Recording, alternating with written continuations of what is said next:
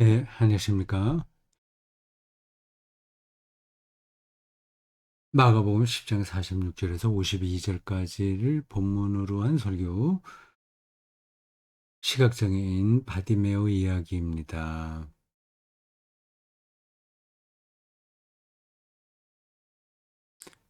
바디메오의 실존은 기구했죠. 열고 성문 앞 사람들의 왕래가 많은 길가에 앉아서 동량을 얻고 있었습니다. 동량을 얻고 있었다고 본문에 말을 하진 않아요. 제가 그렇게 유추하는 겁니다. 설교 끝난 다음에 또 문득 생각해 보니까 내 상상력이 좀 과했나, 아, 그런 생각이 들더군요. 동량을 얻으려고 하는 게 아니라 예수께서 여리고에 왔다는 이야기를 듣고 그가 떠나는 시간에 맞춰서 예수를 만나기 위하여 일부러 거기서 기다린 건 아닐까 하는 생각도 언뜻 들었어요. 정확한 건 모르겠습니다. 삭개오 이야기에서 보면 삭개오가 예수를 만나려고 그 뽕나무 위에 올라갔다고 하지 않습니까? 이 시각장애인이라는 그 표현을 읽고 당연히 길가에 앉아서 그 사람이 할 일이 뭐가 있어. 동량을 얻는 거지. 그렇게 제가 생각을 했는데,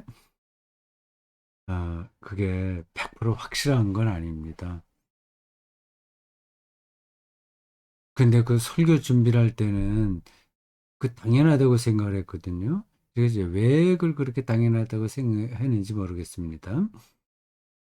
동량을 얻으려고 하지 않았다고 하더라도 그의 실존은 여전히 기구한 겁니다.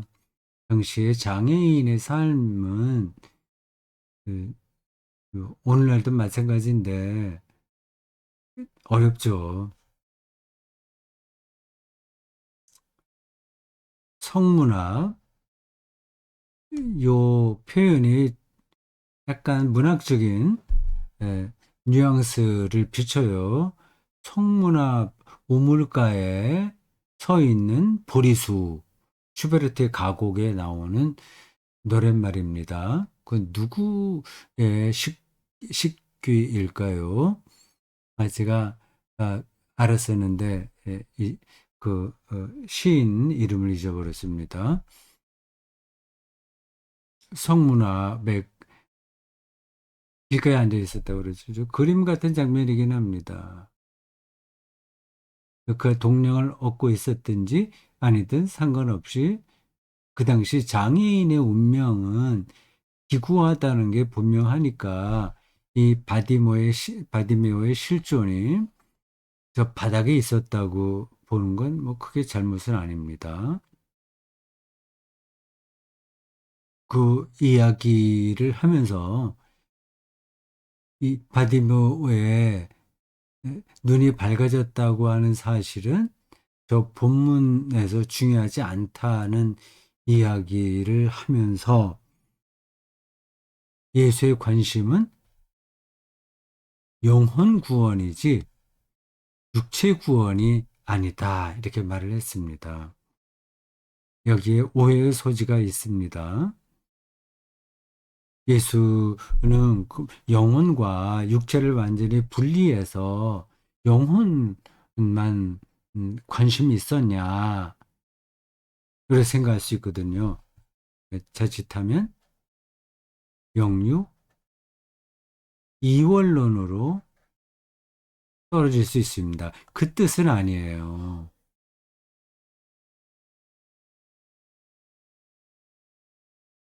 근데 육체 구원과 영혼 구원 이렇게 딱 워딩을 해놓으니까 그게 이원론처럼 들리는데 그건 아니었습니다. 제가 그래서 지금 저기 복귀 시간에 좀 보충하는 거예요. 근데 기본 방향은 분명한 겁니다.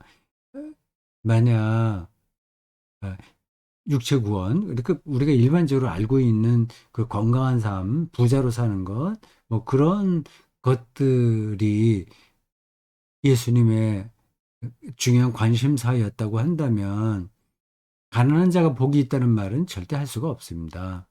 그 가난한 자의 복은 영혼이 복되다고 하는 거예요. 공연한 것에 자신의 영혼을 다 이렇게 쏟아붓지 않고 이제 하나님으로부터의 구원에 집중할 수 있기 때문에 가난한 자가 복이 있는 거예요. 근데 그 방향은 분명하지 않습니까? 그러니까 병이 예, 낫는 거, 장애인이 치료되는 이 일은 어, 하나님의 구원 사역의 한 부분인 거예요. 그게 절대 전체가 아니라는 뜻입니다.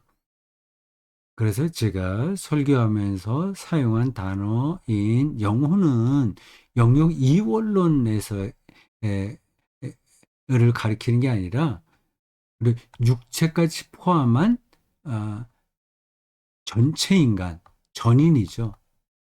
전인 구원. 전인 구원이라고 하는 점에서 영혼 구원, 네, 예수님의 관심이 있었다고 얘기한 겁니다.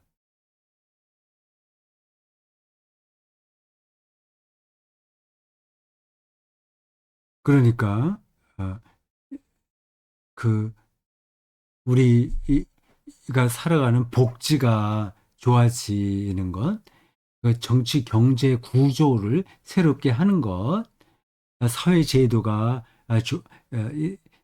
그 인간다워지는 것과 완전히 상관없이 그냥 영혼만 만족하면 된다 그 뜻이 아닙니다. 그 인간의 구체적인 삶까지 포함한 전인 구원 얘기하는 거죠. 이 설명이 제대로 되는지 모르겠습니다.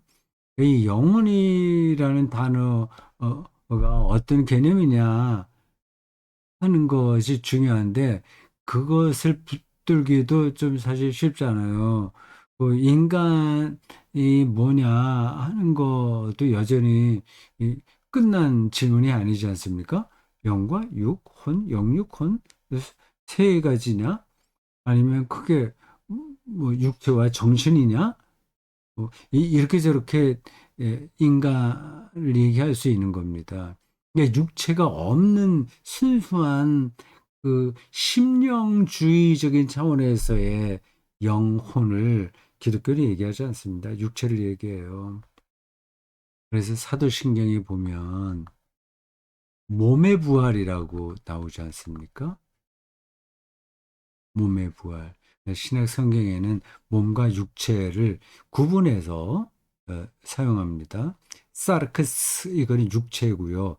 이 진료로서의 육체 덩어리를 사르크스라고 얘기합니다.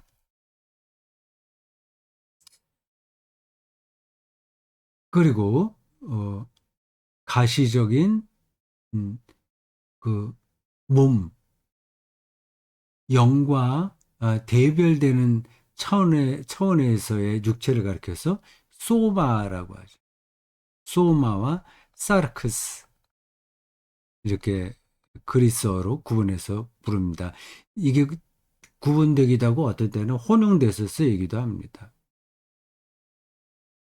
예수께서는 영혼 구원에 관심이 있었지 육체 구원에 관심이 있었던 게 아니라는 저의 설교에 나오는 멘트가 영역 이원론 차원에서 한 게 아니다. 그렇게 이해해 주십시오. 순수하게 영혼만 맑아지면 되고 인간의 구체적인 육체로 살아가는 삶하고는 저는 상관없다. 그 뜻이 아닙니다. 시인 오인태의 시 제목 가운데 이게 하나 있어요. 시가 내게 왔다. 시가 내게 왔다. 제 손에 잡히지 않아서 읽어드릴 수는 없는데 저 시를 읽을 때 새로 느낌이 있었습니다. 말씀이 나에게 왔다. 하는 거하고 연관되잖아요. 그, 그 설교 맥락에서 저 이야기가 왜 나왔는지 아시겠죠? 그, 이 바디메오의 일상적인 루틴에서 볼 때 예수를 만나는 것은 그렇게 당연한 게 아니었습니다. 어떤 결정적인 사건은 아주 우연하다. 우연히 중첩된다. 느닷없다. 갑자기 온다. 그 얘기를 한 겁니다. 이 세계 전체의 모든 사건들은 어떻게 보면 다 새롭고, 다, 아, 그 느닷없는 거고, 다 우연한 겁니다. 그러니까 유레카라는 말도 제가 그때 했어요. 그뭐 유명한 그 단어니까 거기에 얽힌 이야기는 아시겠죠? 내가 깨달았다 이 얘기입니다. 그러니까 그 금관의 무게를 재는데 어떻게 재야 될지 부피야 금관 부피를 재는데 어떻게 재일지 모르고 하다가 무게를 재는 건 간단하죠. 뭐 저울에다 올리면 되니까요. 근데 부피를 내는 건 쉽지 않거든요. 목욕탕에 앉아 있다가 이 아르키메데스인가요? 사람이 들어가니까 목욕탕 물이 약간 올라가잖아요. 그러니까 왕관을 어떤 물속에 넣으면 그 늘어나는 것만큼 물 수위가 올라간다는 걸 깨달았다는 겁니다. 그 이제 그런 물리학적인 깨달음도 갑자기 오는 거예요. 뭐 그 사람 이 경험만이 아니라 많은 물리 생물학에서의 발견들은 다 우연합니다. 음, 이게 이제 다라고 하는 것은 몽땅 그렇다는 게 아니라 기본적인 패턴이 그렇다는 겁니다. 우연하게 어떤 배양 접시에 뭘 연구하려고 올려놨는데 그 그냥 내버려 두고 실험실에서 나갔다가 며칠 있다 돌아와서 이거 어떻게 됐나 보니까 이게 엉뚱한 아, 다른 박테리아인가 그게 배양이 되는데 그게 뭐 페니실린이 됐다든가 뭐 그런 거예요.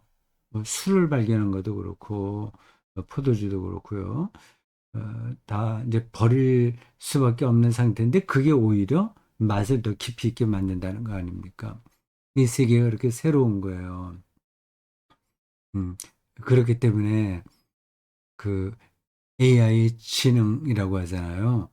그게 완벽하게는 불가능합니다. 걔네들은 우리처럼 육체를 가지고 있지 않기 때문에 그냥 그 실제적인 경험은 없이 남의 한 말을 풍문으로 듣고 그거를 잘 교묘하게 그럴듯하게 어떤 개념을 만들어내는 거예요. 그러니까 그럴듯한 겁니다. 지금은 뭐 거대 언어 모델, 언어로서만이 아니라 언어를 그림으로 바꾸고 소리도 바꾸고 뭐 여러 가지 뭐 다중 모달이라고 하든가 그렇게까지 발전했다고 해요. 그래도 그거는 새로운 건 아닙니다. 새로운 것처럼 보이긴 하는데 새로울 수가 없어요. 제가 약간 말이 옆으로 나가는데 이 세계는 아주 실질적인 바람, 박테리아, 뭐 구름, 흙, 모든 그런 것들이 음, 우리가 다 어떤 방식으로도 다 계산해낼 수 없는 어떤 일들을 만들어내는 거예요. 그러니까 날씨도 정확하게 예보를 못하는 거 아니겠습니까? AI에게 다 넘기면 걔네들이 한 달 후에 날씨를 정확하게 만들어내겠어요? 그 이론적으로만 보면 그걸 예측해야 되지 않습니까?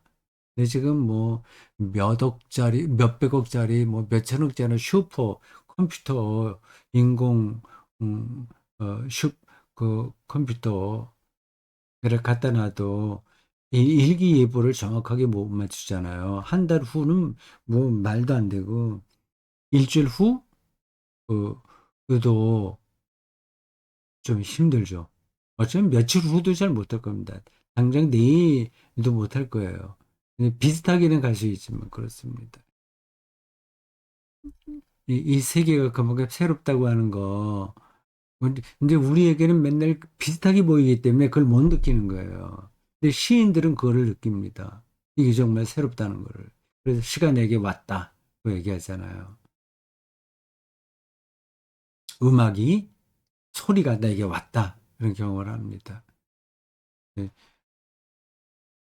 그래서 그 성령의 오심도 마찬가지다. 그런 얘기가 있습니다. 그거를 잘 느끼고 사는 그리스도인이 있고, 참 덤덤하게 사는 사람이 있습니다. 덤덤하니까 다른 데 신경을 쓰는 거예요.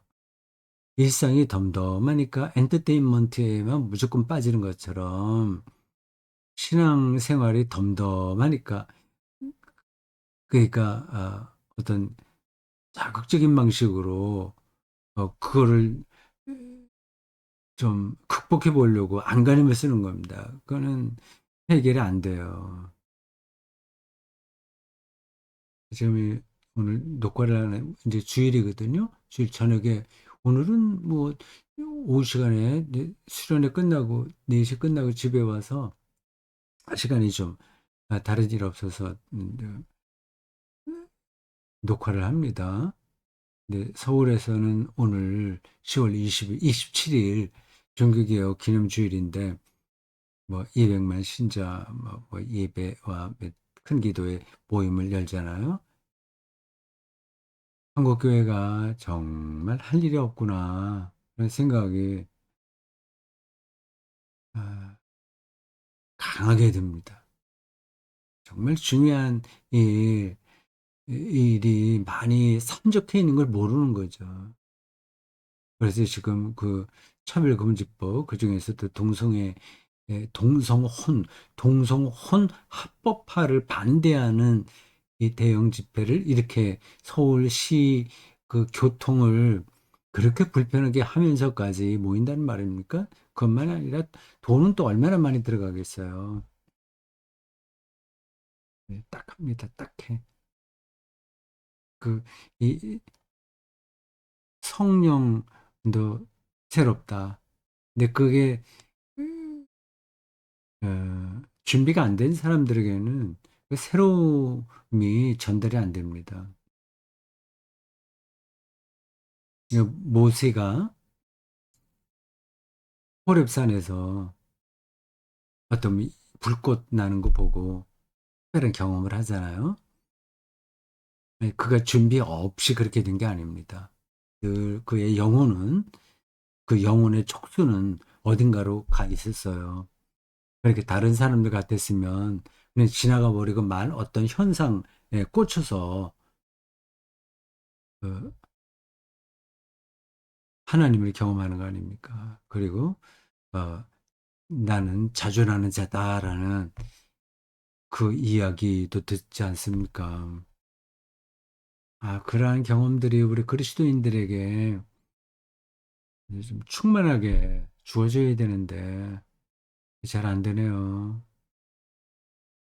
잘 안 되죠. 그래서 쓸데없는 일에 신앙과 삶의 에너지를 다 소진시켜 버리고 합니다.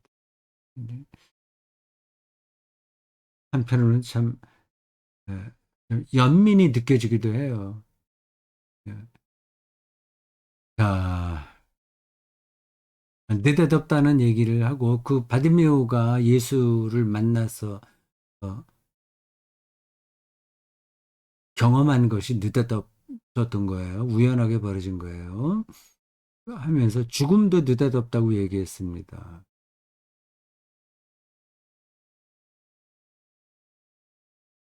그렇죠. 제가 더 그건 보충하지 않아도 여러분들이 느끼고 있을 거예요. 뭐, 느끼고 있는데, 당장 내가 내일 죽는 게 아니니까, 그, 별로 그걸 생각을 안 합니다. 이미 여기 앞에 놓여 있다고 하는 거, 그리고 언제 어느 때 일어날지 모른다는 사실을 알면 늘 바로 앞에 와 있는 거 아니겠어요. 근데 그거를 의식한다면 이 삶이 얼마나 소중한지를 절감하게 되는 거죠. 그래서 로마 이 그 아포리즘주 경구 중에 그런 게 있잖아요. 메멘토 모리라고 죽음을 기억하라. 그러니까 하나님을 기억하라는 말은 곧 죽음을 기억하라는 말하고 연결되어 있습니다.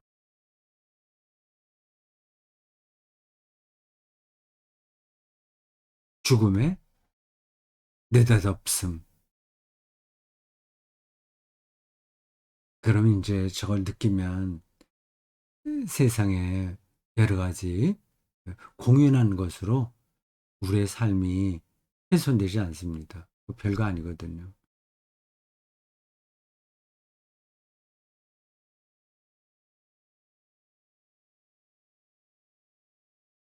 그 목회자에게 에, 닥치는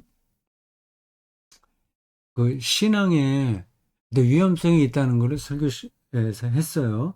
그거 좀 맥락이 왜 정확하게 생각이 안 나나요? 왜 저 얘기까지 가는지 모르겠습니다.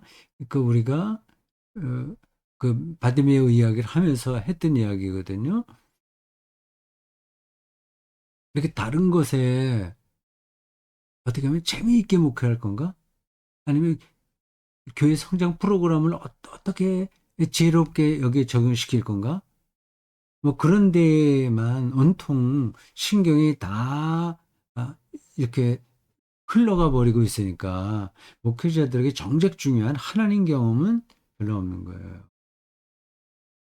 이게 어떤 사람들은 제 말이 이상하다고 느낄 겁니다. 뭐 목사가 뭐 맨날 성경 읽고 설교하고 기도하고 교회 일 염려하고 그렇게 하는데 왜 하나님 경험이 없다는 얘기냐 말이죠.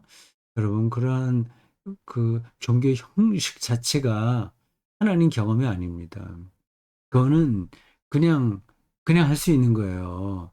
그건 아무 하나님 경험이 없이도 얼마든지 가능합니다. 그 목사만이 아니라 설교 시간에 얘기했어요.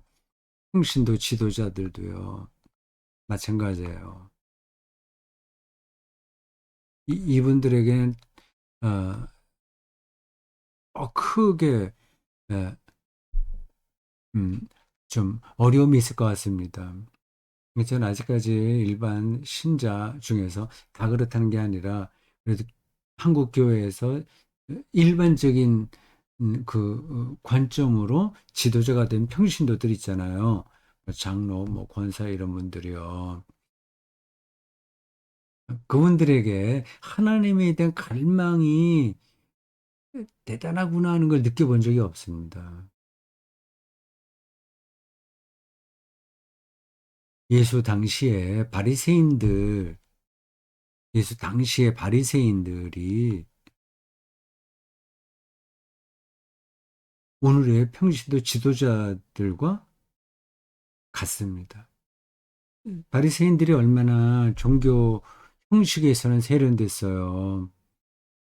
그런 노력도 많이 했습니다. 종교적으로 모범생들이에요. 근데 예수를 못 알아본 거 아닙니까? 예수가 볼 때는 그들은 그 신앙이 없는 거예요. 그러니까 하나님을 모르는 거예요. 모르면서 모르면서 어 자기가 아는 것처럼 이야기하고 지도자 행세를 하니까 위선자가 되는 겁니다. 아예 지도자가 안 되면 괜찮아요.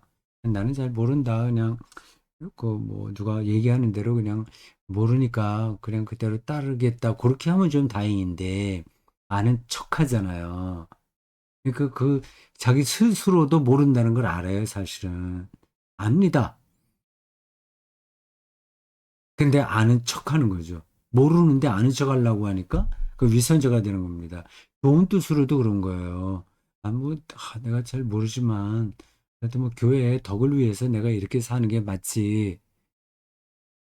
인격적으로 그렇게 할 수 있는 거예요. 하나님께서 불쌍히 여기실 겁니다. 그의 영혼을 하나님께서 돌보시겠죠. 그러나 불행한 겁니다. 바리새인하고 한국의 평신도 지도자들이 거의 비슷하다. 그렇게 봐도 잘못이 아니에요. 아마 본인들은 전혀 그렇지 않다고 생각했죠. 그 목회자들에게 위험성은 하나님 경험이 신학대학 들어갈 때는 조금 있을지 모르지만, 근데 있어 봐요. 그때도 사실은 별로 없어요. 은혜 받고 소명감을 받아서 신학대학 간다고 하는데, 별거 아닙니다. 엉뚱한 그 생각을 할 수도 있어요.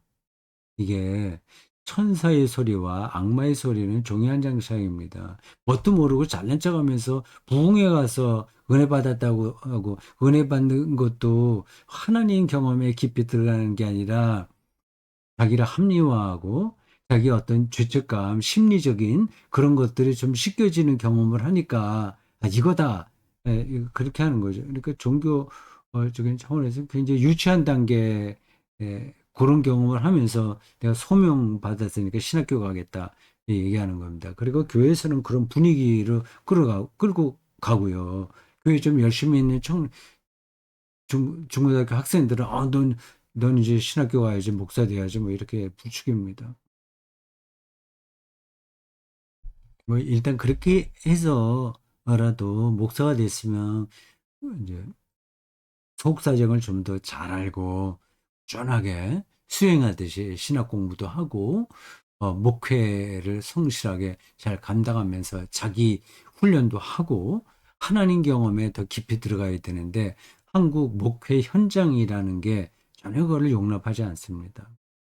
장로들도 그 목사의 내면의 세계가 깊어지는 거 별로 바라지 않아요.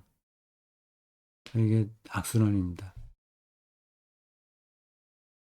마틴 루터 이야기하다가 그 바울의 이야기까지 나왔어요. 로마서 4장 15절. 율법은 진노를 불러일으킨다는 그 이야기 굉장히 혁명적이잖아요. 이게 그러니까 바리새인처럼 사는 거는 하나님의 진노를 얻는다는 거예요. 그 지금 그 바리새인 제2, 제3의 바리새인이라 할 한국의 평신도 지도자들은 다 하나님의 진노를 받습니다. 이게 무슨 뜻이냐면 사람이 벼락 맞아서 뭐그 사고 난다거나 뭐 교통사고 난다거나 불치병이 걸렸다거나 그런 일 사업이 망한다 그런 얘기 아닙니다. 하나님의 진노를 그렇게 생각하면 여러분들은 하나님의 복도 잘못 생각하는 거예요. 율법은 진노를 율법은 자기의 종교적 업적으로 인정받아 보려고 하는 안간힘이잖아요. 근데 그렇게 해봤자 그게 안 되잖아요. 더 해야 되는데 더 해야 되는데 계속 다람쥐가 쳇바퀴 돌듯이 거기에 들어가잖아요. 조금 생각이 있는 신자들은 막 그런 거를 교회에서 다 느낄 거려. 그러니까 그렇게 교회 모든 일에 열심히 있는데 영혼의 만족은 없어. 그래서 뭐 이게 그런가 보다 생각하고 그냥 거기에 틈바구 그냥 그 돌아가는 메커니즘 속에 머물러 있는 거죠. 율법은 진노를 불러일으키는 겁니다. 하나님의 진노는 에, 그 될 수 없는 것에 매달려서 사는 삶에서 나타나는 영혼의 갈급증입니다. 메말라 버리는 거죠. 율법이 없는 곳에 에, 죄도 없다 그런 말이 나와요. 율법이 없으면 혁명적인데 로마서 4장 15절 두고두고 더 생각해 보십시오. 율법이 없는 곳에 죄도 없다. 이제 이게 진노를 받는다는 거는 죄에 얽힌다는 겁니다. 죄는 자기 노력으로 자기 길을 완성시켜 보려고 하는, 되지 않는 일을 해보려고 하는 안간힘이잖아요. 그 죄잖아요. 자기, 자기 업적, 자기 의의에 떨어지는 거잖아요. 그건 진노죠. 율법이 없어야, 이- 그럼 아무렇게 살아도 된다 그 얘기 아닙니다. 율법이 없다는 말은. 율법 없으면 뭐가 있어요? 그 은총입니다. 은총. 율법이 아니라 내가 뭐를 특정함으로써 얻는 게 아니라 하나님으로부터 주어지는 거예요. 거기에 삶의 방향을 잡는 겁니다. 그 은총이 있는 곳에는 근데 죄도 없는 거예요. 저기 죄가 없다니까 거짓말도 안 하고 뭐 정말 도덕적으로 완벽하고 그 뜻이 아닙니다. 죄를 자꾸만 그런 유치한 차원으로 끌어내리지 마세요. 그거는 교회를 다니지 않아도 마땅히 해야 될 사회 도덕 윤리, 개인 윤리, 도덕, 사회 윤리 그런 것들은 다 각각 해야 되는 거죠. 성경이 말하는 그 죄는 그 차원이 아니라니까요. 그 그냥 직설적으로 얘기하면 돈이 많지 않아도 그리고 공부를 많이 지식이 그러니까 학력이 높지 않아도 사회적으로 인정받는 위치에 있지 않아도 어, 자유로운 영혼으로 사는 거 그게 이제 죄가 없다는 겁니다. 죄가 없다는 뜻이 죄를 없이 했다고 하는 건 바로 그걸 가리켜요. 그러면 죄가 있다는 건 뭐예요? 그 반대죠. 그래서 그 자기가 뭔가를 이루려고 하는 안간힘에 떨어지는 겁니다. 한국 교회가 신도들끼리 저 경쟁을 시키고요. 누가 장로 되냐 안 되냐 그런 것을 시험에 들리기도 하고 이건 어처구니 없는 거죠.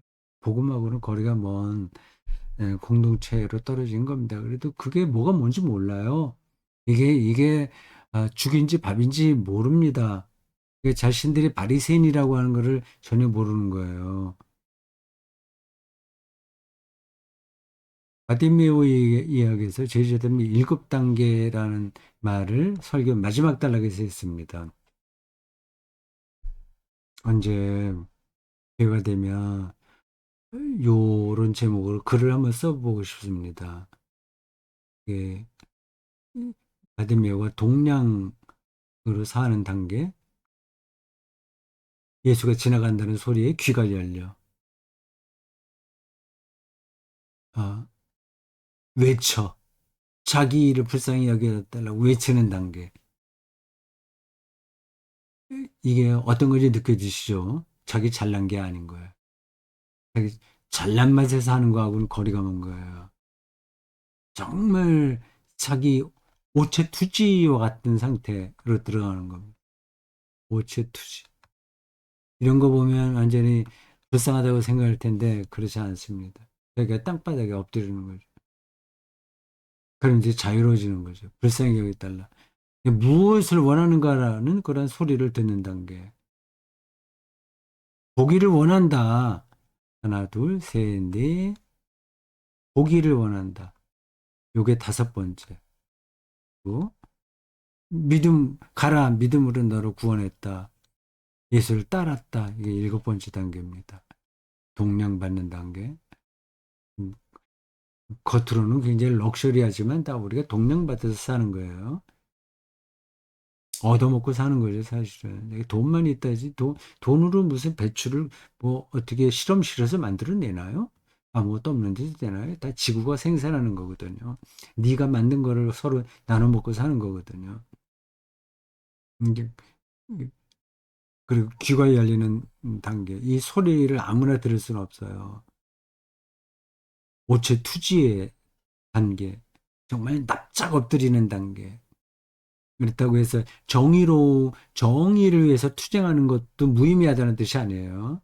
일단 자기가 납작 엎드려야 됩니다.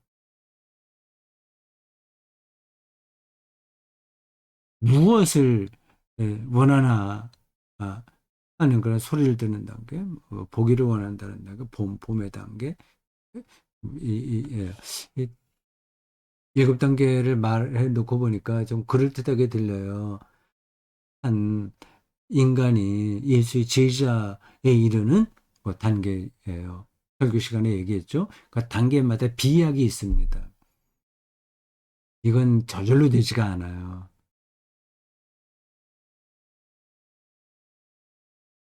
오늘 여기까지 하겠습니다. 수고하셨습니다. 마치겠습니다. 다음 주에 뵙겠습니다.